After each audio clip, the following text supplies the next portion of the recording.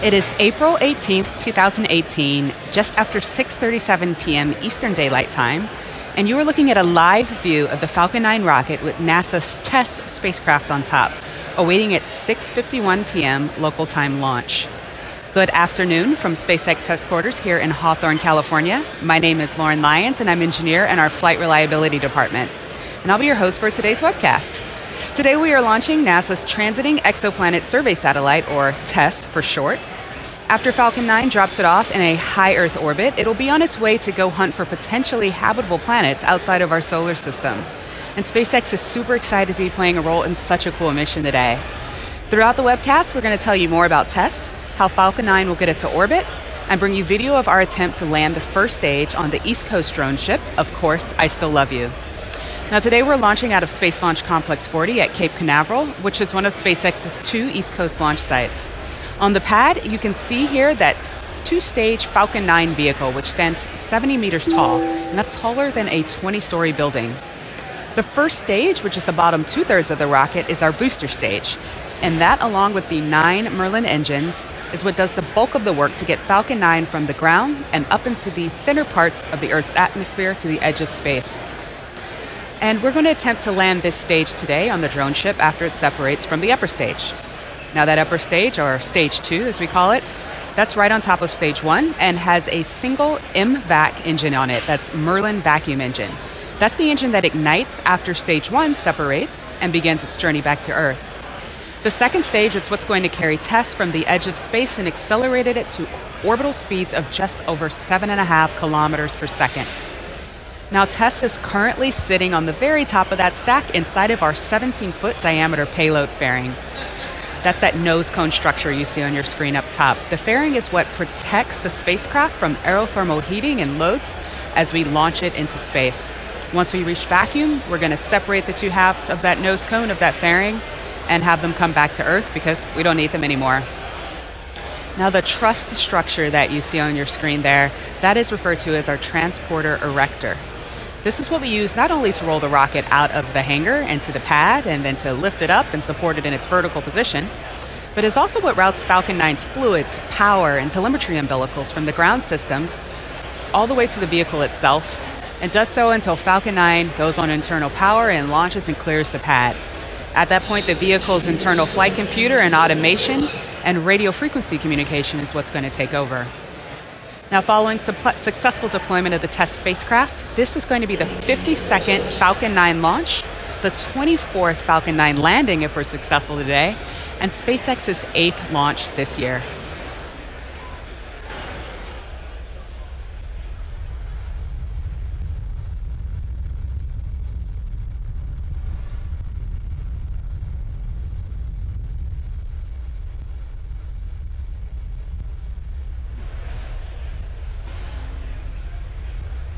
Operators began loading propellant on the Falcon 9 at T-minus 70 minutes, and Falcon 9 is powered by bipropellant engines. That is, they consume a fuel, which is RP1, and an oxidizer, which is liquid oxygen. Fuel is about 90% or so loaded on the rocket in on stage 1, and 75% loaded on stage 2. Oh, I'm sorry, actually RP1, the fuel is fully loaded on stage 1 and 2. And it's LOX that's about 90% loaded on stage 1 and 75% loaded on stage 2. Now, liquid oxygen is that super chilled oxidizer that we use inside of our ox tank. And coming up next, what we're going to hear on the call out is engine chill. This is where we flow a small amount of that liquid oxygen through to the engines in order to cool them down to their operating temperature, so that when we start feeding them their full flow of liquid oxygen in flight, that LOX stays nice and cold and doesn't heat up and start to boil off and cause bubbles and other performance issues on the engines. Listening in on the weather nets, it's sounding like we are looking good for an on-time launch today. I'm not hearing about any issues with upper-level clouds. Our ground-level winds are looking within limits, as are those upper-level winds.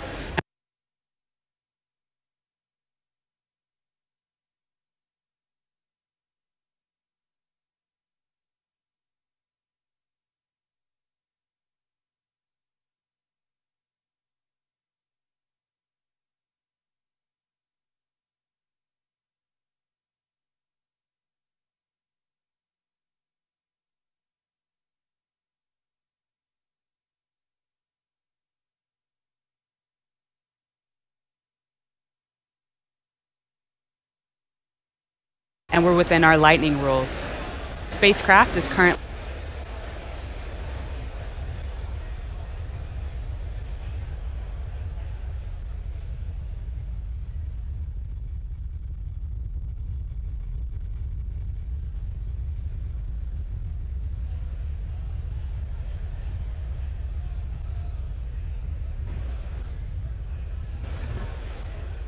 So today's mission is really, really cool. We are launching NASA's Transiting Exoplanet Survey Satellite, or TESS.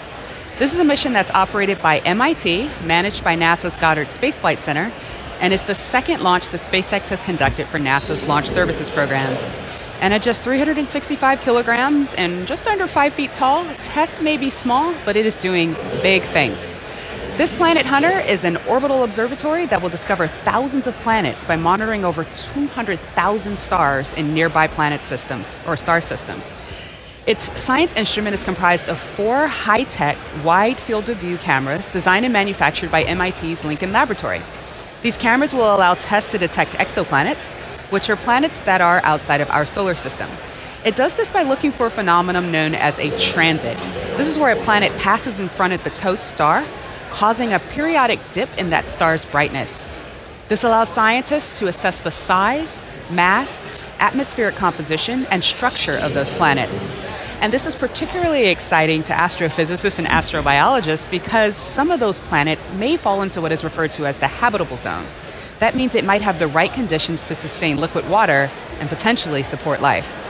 Falcon 9 will be injecting TESS into an elliptical high Earth orbit that at its highest point reaches 273,000 kilometers. That's over 2/3 of the way to our moon. After TESS separates from Falcon 9 over the next 60 days, the spacecraft will use its onboard thrusters to perform a series of maneuvers, which includes a flyby of the moon in order to slingshot it into its final high Earth science orbit. This orbit is what's going to give TESS an unobstructed view of the night sky, allowing the spacecraft to observe and catalog thousands of exoplanets for future studies by the James Webb Space Telescope, the Hubble Space Telescope, and large ground-based observatories.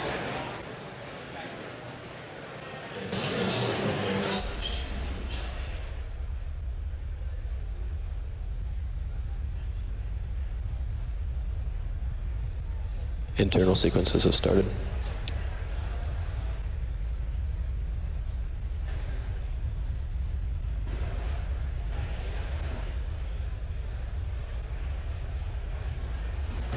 All right, we are about 4 minutes and 45 seconds away from liftoff. So let's check in on the rocket one more time before stepping into the terminal count.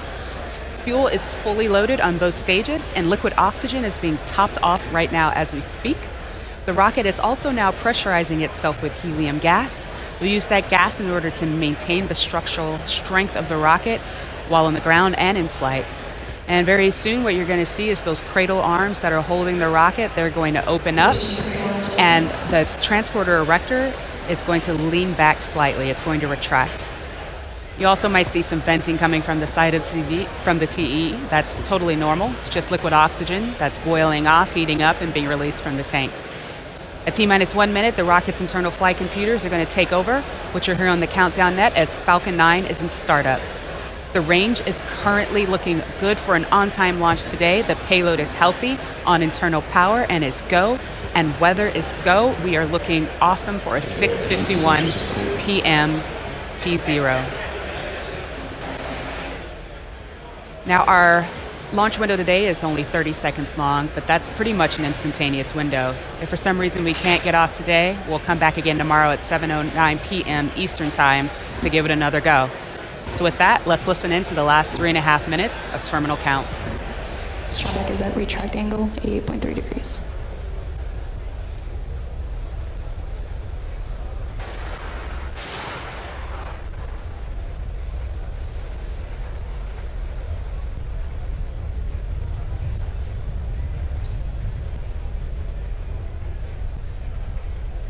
Go bleed verification. Stage 1 lock cell complete.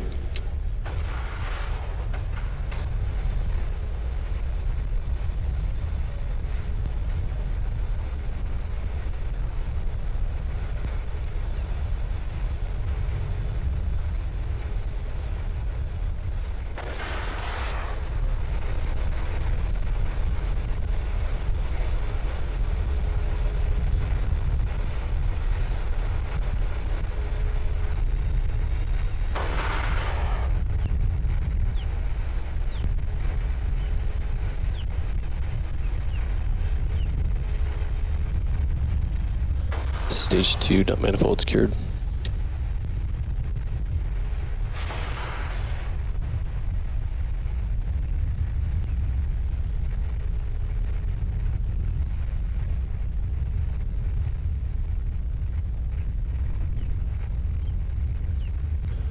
Stage 2 lock slow complete.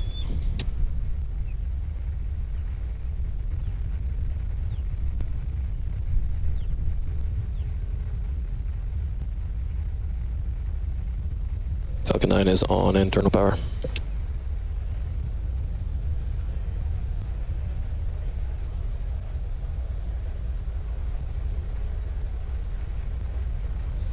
Vehicles in self-line. Ground gas closeouts is starting.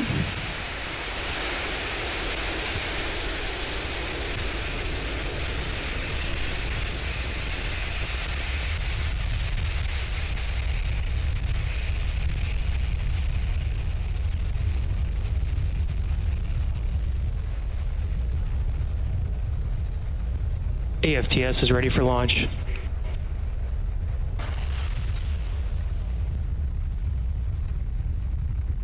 Falcon 9's in startup. Ground gas closeouts is complete.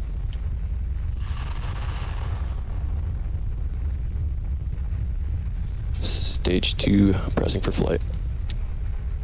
LD go for launch.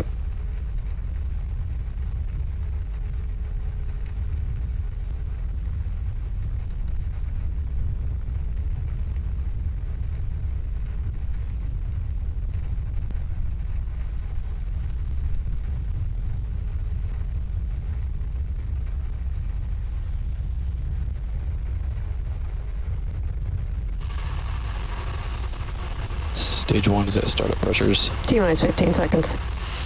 Falcon 9 is configured for flight. 10, 9, 8, 7, 6, 5, 4, 3, 2, 1. Ignition, liftoff.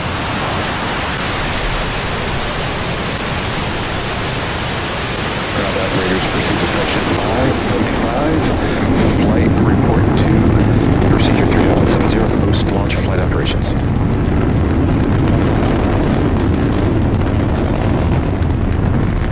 Vehicle switching downrange. Stage 1 propulsion is nominal.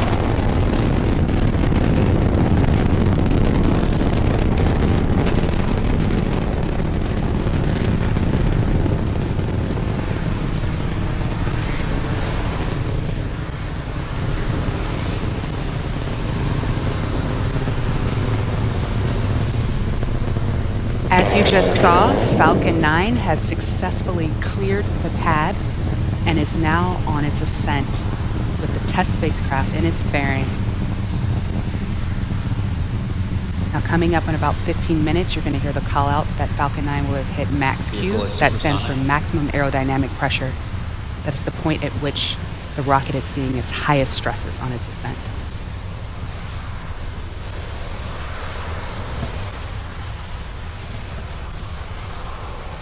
Vehicle has passed maximum aerodynamic pressure. You can tell by the cheers and what you heard on that call out, we have gotten through max Q. Coming up next, you're going to hear the call for MVAC MVAC engine chill has begun. And that was it. That is where we chill in that Merlin vacuum engine down to operating temperature.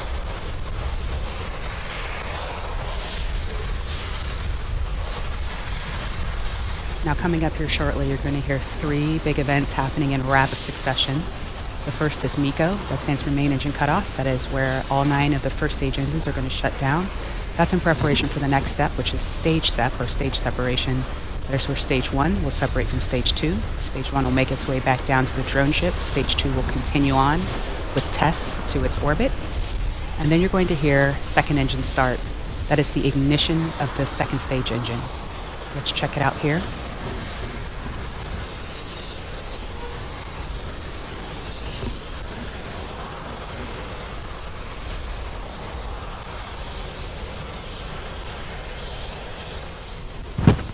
MECO.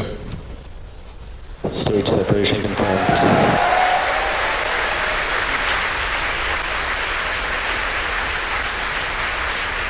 Stage 1 is under its foot.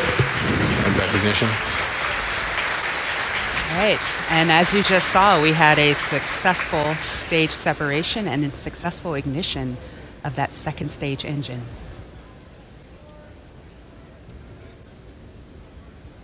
Now the fairing should be deploying at any moment. There we go. And you can see that tiny but strong TESS spacecraft inside of that, or on top of stage 2.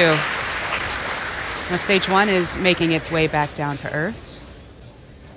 What we're going to see coming up pretty shortly is a boost back burn. Grid fin deployed. Grid fins have deployed.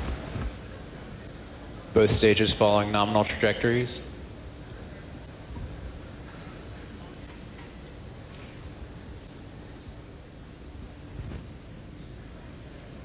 Acquisition of signal, Bermuda. Right now, stage 2 is going to continue to burn until T plus 8 minutes and 20 seconds, while stage 1 makes its way back down to Earth. Now, there are 2 more burns coming up for stage 1. The next one's going to be the entry burn. That's where we're going to reignite 3 of the stage 1 engines. And that burn is intended to slow down stage 1's descent as it makes its way through that thick upper atmosphere.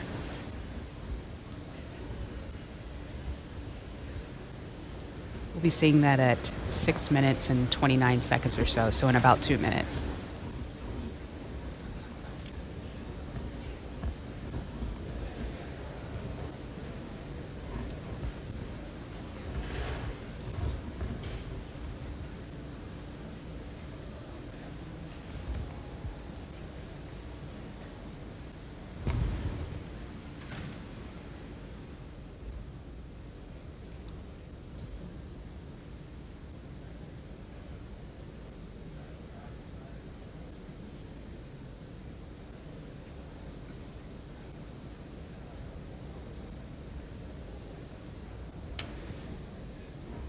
We're hearing that stage 2's burn is still performing nominally.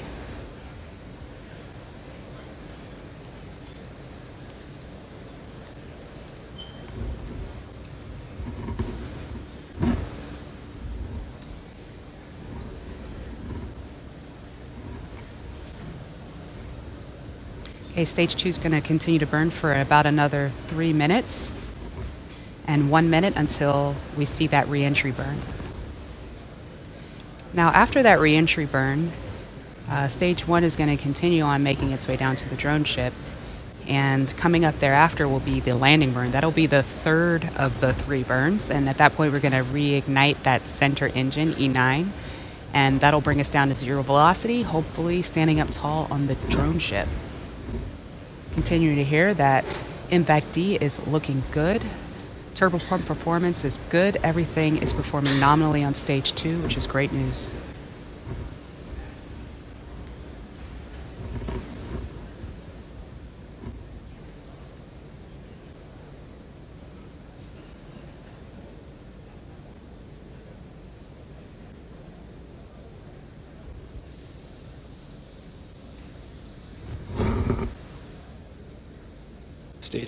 Stage 2 continues to follow a nominal. As you can see, that burn has begun, that entry burn.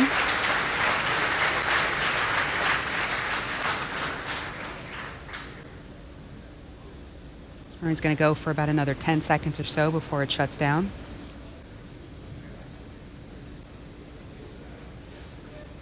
And the entry burn is complete. Stage 1 entry burn shut down.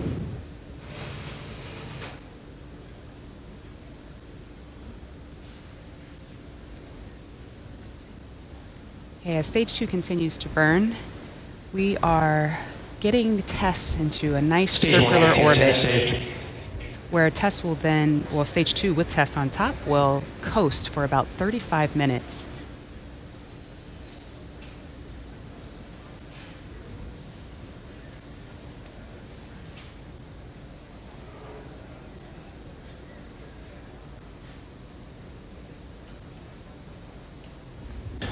Stage 1 is transfer.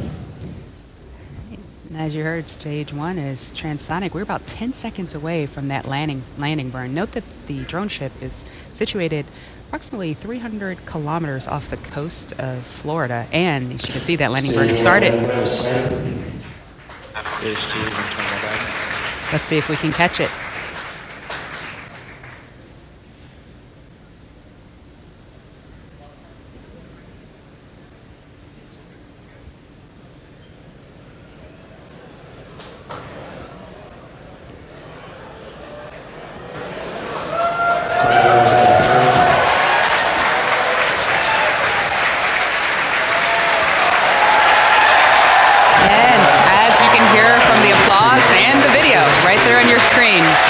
The first stage has successfully landed on Of Course I Still Love You. This marks the 24th successful landing of a Falcon 9 first stage.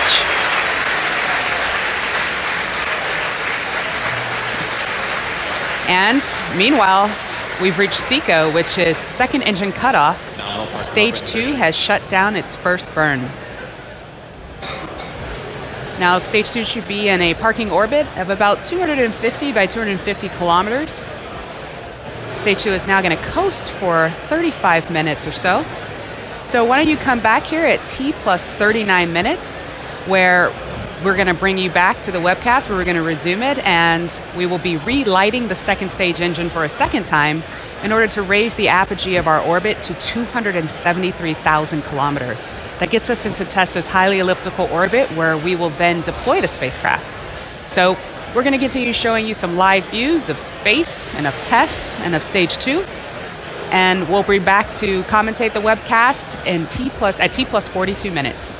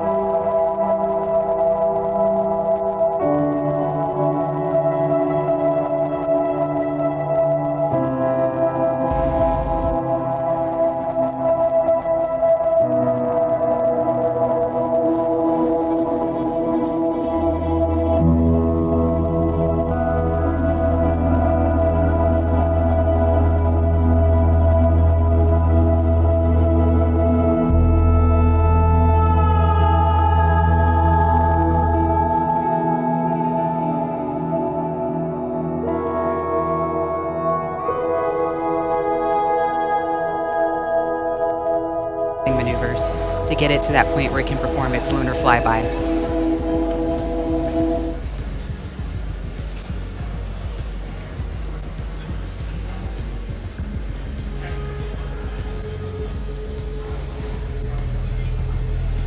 We are beginning to throttle everything down, hearing that everything is looking totally normal on this burn, which is really good news.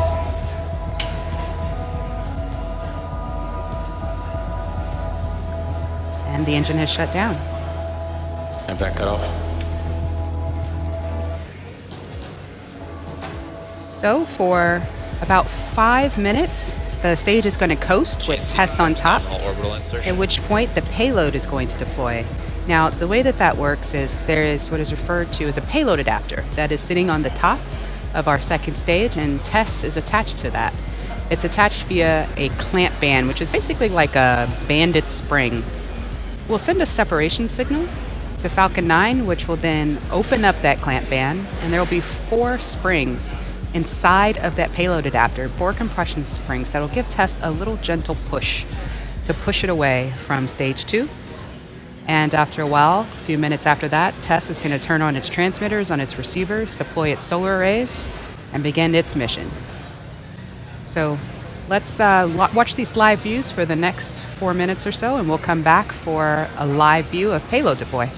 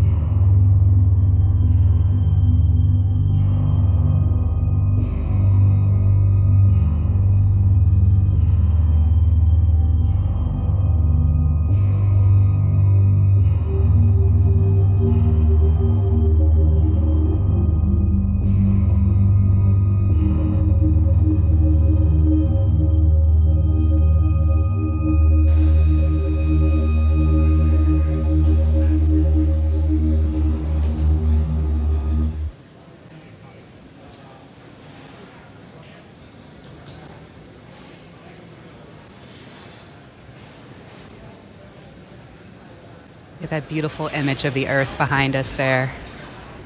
It's one of the planets TESS is going to look at in its lifetime. And as you can see there, we have had successful separation of the TESS spacecraft. And it's going on its beautiful mission to look at thousands of planets outside of our solar system. And with that brings us to an end of our webcast, as Falcon 9's job is done for today. So this was a pretty successful mission, right? We had a successful Stage 1 ascent and landing. Stage 2 has properly deployed the TESS spacecraft into its intended orbit, and TESS is now on its way, and hopefully we'll hear soon about the health of the payload. I want to give a big thank you to the NASA Launch Services Program for their faith in us, to Goddard Space Flight Center, to MIT, and to the 45th Space Wing for their range support for today's mission. You can follow SpaceX on social media via our Twitter feed as well as our Instagram. You can also check us out on SpaceX.com. And if you want to learn more about the TESS mission, visit nasa.gov. Thank you all so much for joining today, and we'll catch you at the next launch.